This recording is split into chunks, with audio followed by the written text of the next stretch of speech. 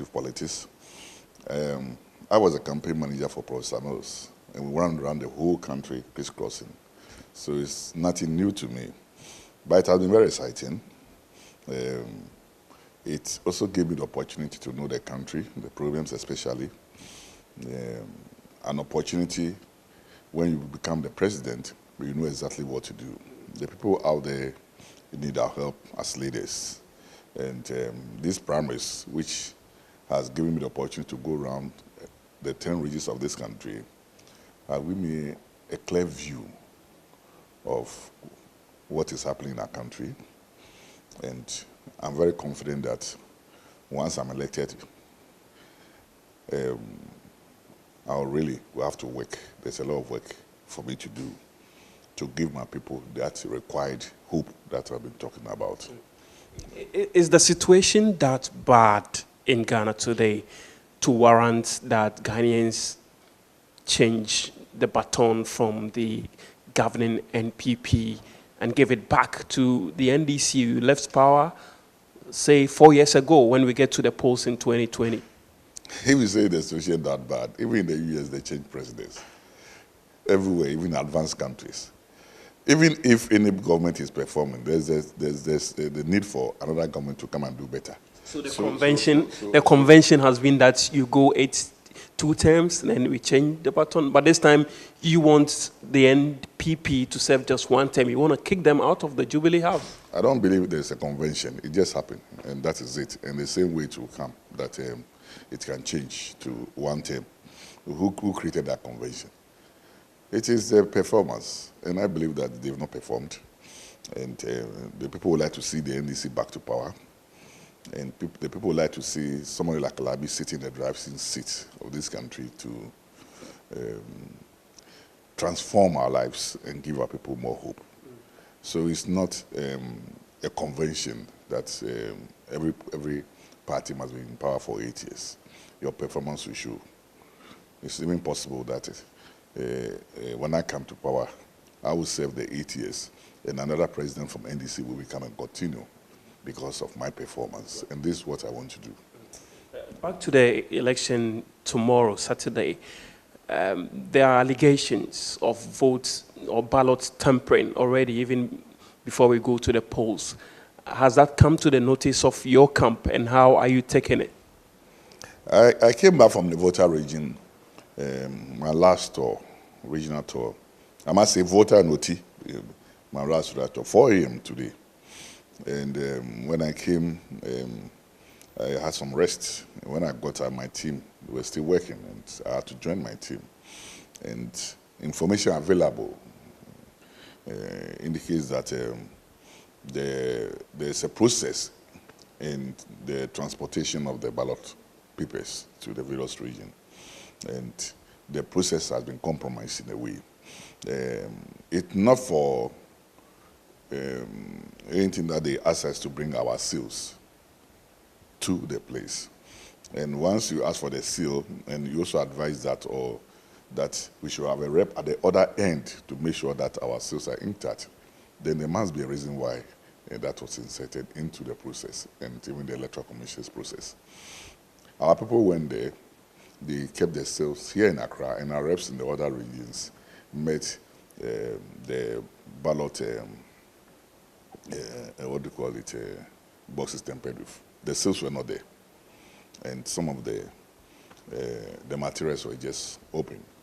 And it's a source of concern. I believe you yourself, you agree that it's a source of concern. And we don't know who is responsible, but it is also true that we've tampered with the process, and that can suggest to anything. But you seem to be taking it lightly. Slightly, eh? I'm a very relaxed man, a very focused man. I've been a sports administrator, a sportsman and a sports administrator throughout my life, a basketballer, and a member of the GFE, and manager of the Blasters. So in sports, you go into a game knowing very well that you've prepared, but there's a possibility that the referee can also turn his guns anyhow. So Me as Alabi, when I'm going in for a competition like this, I tune my mind to any eventuality, and I try to work within it. So yes, you see me very relaxed, uh, but that does not still mean that we don't have a program. There's a program. Do you go into the race with your own referee, like Azuma Nelson once said? Well, before I go into such a game, I prepare. I just told you that I came from the Volta region and Oti region 4 a.m. It means that I wasn't sleeping. I was preparing. And in such a situation, you need to work very hard, go beyond what you are supposed to do, the work. That's why I had to sleep. I left with my team, Jessica, yesterday around 10:50. We met delegates. 8:30, delegates were waiting for me. And by 10:30, we finished and we took off. So you see, even though there might be one or two things that I might be thinking of, I still believe that I have to work. And when you know, in a football match, if you realize that the referee is behaving in a funny way, you tell your players not to be so stiff in the penalty box, because there'll be a possibility of a penalty. And you also tell your strikers to shoot from afar. When you shoot from the center and enters the net, he can never tell it's offside. You follow? Yeah. So as a sportsman, I sometimes look at some of these things, and that helps me to handle my way, the way I operate. So you've worked, it's obvious, you've worked tirelessly, crisscrossing the country. Other delegates have also, other candidates, I must say, have also done the same. Apart from your very self, Professor Joshua Alabi, do you find among the other candidates anyone formidable enough, marketable enough, credible enough to lead the NDC in the 2020 elections? In this race, I focus on myself, right? And when I'm preparing for a match like this, I try to build my own competence and make sure that I psych myself very well. Even though I know that other candidates are there, I try to work very hard. And for that matter, I don't just take time to look at who I think is formidable or not. What I think is that I must put everything in place to win. And that's what I'm doing. So if you win tomorrow, Saturday, When I win. and among the other candidates, do you find any of them good enough to be a running mate? The issue of running mates will come into play after I win. Then we'll look at it. I think for now it is very hypothetical. There are a lot of mathematics in selecting a running mate. Yes, and I'm not thinking of running mate. You've now. not given it a thought at all? No. I'm focused in going for the ultimate, and that is what I want to do. When I get there, then we'll now sit and brainstorm and see who can partner me. But I'm sure you might have spotted some of the qualities you are looking out for among some of these, candidates. I must admit, I've not thought of that, because my main focus is not on running mate. My focus is how to get myself there. When I get there, a lot of things will come in, and then we'll look at that. Yeah. A lot of animosities, names calling and insults have gone on among the candidates in the run-up to tomorrow's elections. With this animosity, how easy would it be or difficult would it be for all the candidates to forge ahead after tomorrow's elections to go into the 2020 elections to compete with the NPP? Have I insulted anybody? Not coming from the Joshua Alabi camp. Okay. So it means that for me, you'll be monitoring my campaign. Exactly. And I deal with the issues and not individuals. So that makes it very easy for me to get everybody on board when I become the Flagbearer. You think it will be that easy? It will be very easy. Why? I will not NDC members. It's competition. You were in school with your colleagues. You were in the same class with your colleagues. Everybody wants to be first, but only one becomes first. After I do fight, you go to play football. That's how it's supposed to be. The essence of competition is to bring out the best, and the best is good for the organization, and that's what we are doing. That does not mean we should fight after that, and that's why I'm very careful. I don't involve any any other candidate in my program. What I do is I talk about myself, what I can do, and the vision that I have for my people and the party. Where are you voting tomorrow?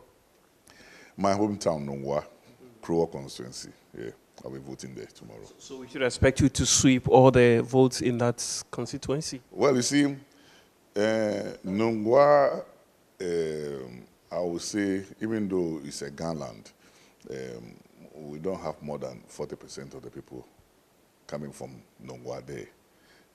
It's more of a settler community where we have every tribe there. So one will not say because I'm a Gan, even if all the Gans vote for me in Nongwa, that will not give me 50%. Okay? So it is nobody's land. And I just hope and pray that the people of Nongwa, whether you come from Nongwa or you don't come from Nongwa, will see some good quality in me and put me there. I pray that I win and God will take me there. Okay.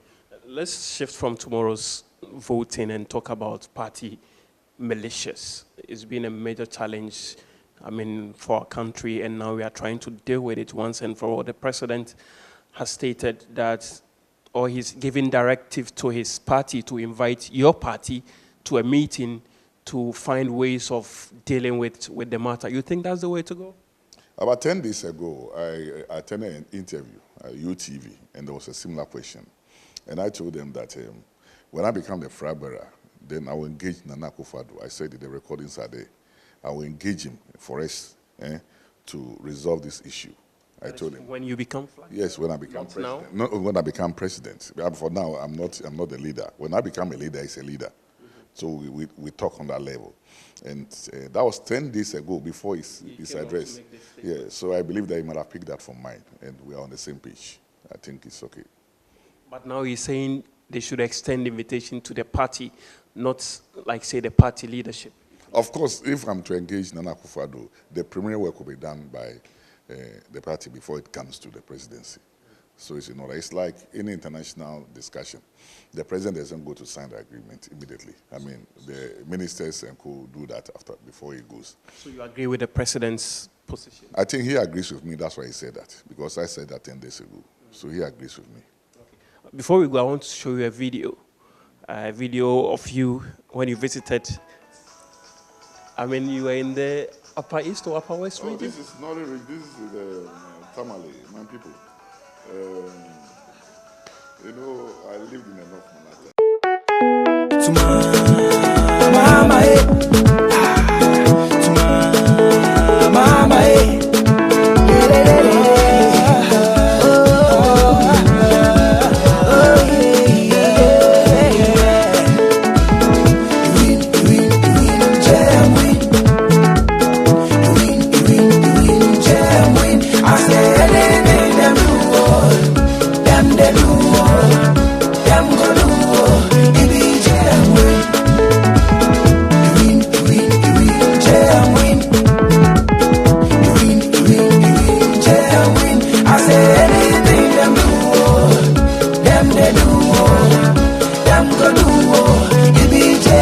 Do we expect jubilation like this at the end of votes tomorrow? I'll fly to Tamale with this particularly. My people will be waiting for me. And, is that the first port of call after your election victory tomorrow? I don't know, but I know I'll go there because they'll be waiting for me. They'll be waiting for me. I love them, and I love the music. And you see the rhythm. I'm moving the steps, right? You need to have come from there before you can take these steps, Yeah. How would you rate your performance? This particular one, yeah. The chief of the town at that time told me that it's 95%. I don't know. The chief told me. Okay, I'm going to show you a different one of your competitor.